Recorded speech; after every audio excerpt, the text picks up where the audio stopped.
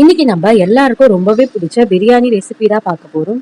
நான் இப்போ எங்க அக்கா வீட்ல இருக்கேன். எங்க மாமா என்ன நம்பி 1 kg சிக்கன் வாங்கி கொடுத்திருக்காரு. ஃபர்ஸ்ட் டைம் 1 kg சிக்கன்ல நான் பிரியாணி செய்ய போறேன். எப்படி வரும்னு எனக்கு சுத்தமாவே ஐடியா இல்ல.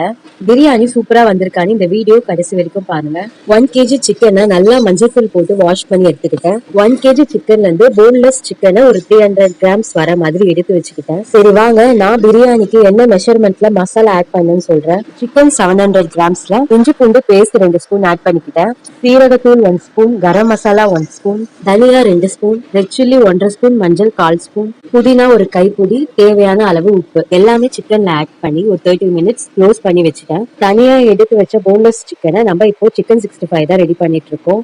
சிக்கன் 65 ரெசிபி என்னால வீடியோ எடுக்க முடியல. எங்க வீட்டுல இருக்கிற குட்டி வாலி டிஸ்டர்ப் பண்ணிட்டே இருந்தா. அவனை தூக்கி வச்சுட்டு தான் எல்லாமே ரெடி பண்ணிட்டு இருந்தேன். சிக்கன் 65 ரெசிபி நெக்ஸ்ட் வீடியோல பார்க்கலாம். கறியில மசாலா நல்லா ஊறிட்டு இருக்கு. அது வரைக்கும் டிவி பார்த்துட்டு நிலன் மித்ரன் கூட விளையாடிட்டு இருந்தேன். நிலன் என்ன வேணும்னு கேட்கும் போது பிரியாணி வேணும்னு சொல்லிட்டு இருக்கான். நேற்று பிரியாணி பண்ணலான்னு பிளான் பண்ணி வச்சிருந்தோம். ஸோ கரெக்டா சிக்கன் வாங்கிட்டு வந்ததும் பிரியாணி தான் செய்ய போறாங்கன்னு கண்டுபிடிச்சிட்டான். எங்க அக்கா தக்காளி வெங்காயம் ரெடி பண்ணிட்டாங்க. 30 மினிட்ஸ்க்கு அப்புறம் நானும் பிரியாணி செய்ய ஸ்டார்ட் பண்ணிட்டேன். நான் செய்யற பிரியாணி மெத்தட் கொஞ்சம் டிஃப்ரெண்டா இருக்கும். ஃபர்ஸ்ட் ஆயில் ஆட் பண்ணிக்கோங்க, பட்டை கிராம்பு ஏலக்காய் ஆட் பண்ணிக்கோங்க, தென் வெங்காயம் ஆட் பண்ணிக்கோங்க. பிரியாணிக்கு வெங்காயம் நல்லா ப்ரௌனா வெந்தாதான் டேஸ்ட் சூப்பரா இருக்கும். வெங்காயம் நல்லா ப்ரௌனா ஆனதுக்கு அப்புறம் மசாலா போட்டு மிக்ஸ் பண்ணி வச்ச கறியை ஆட் பண்ணிக்கோங்க. தென் ஸ்டவ்வை சிம்ல வச்சுட்டு 10 மினிட்ஸ் க்ளோஸ் பண்ணி வேக வைங்க.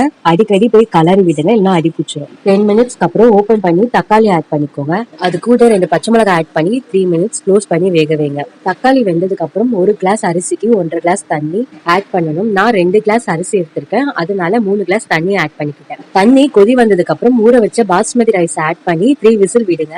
அவ்வளவுதான், நம்மளோட சிக்கன் பிரியாணி ரெடி. ஃபர்ஸ்ட் வீட்ல இருக்கிற குட்டீஸ்க்கும் எங்க மாமாவும் சாப்பிட்டாங்க. பிரியாணி ரொம்பவே சூப்பரா இருக்குன்னு சொன்னாங்க. அவங்க சாப்பிட்டு முடிச்சதுக்கு அப்புறம் நானும் எங்க அக்காவும் சாப்பிட்டோம். நிஜமாவே பிரியாணி செம்ம டேஸ்டா இருந்துச்சு. ரைஸ் உடையாம காரம் உப்பு எல்லாமே கரெக்டா இருந்துச்சு.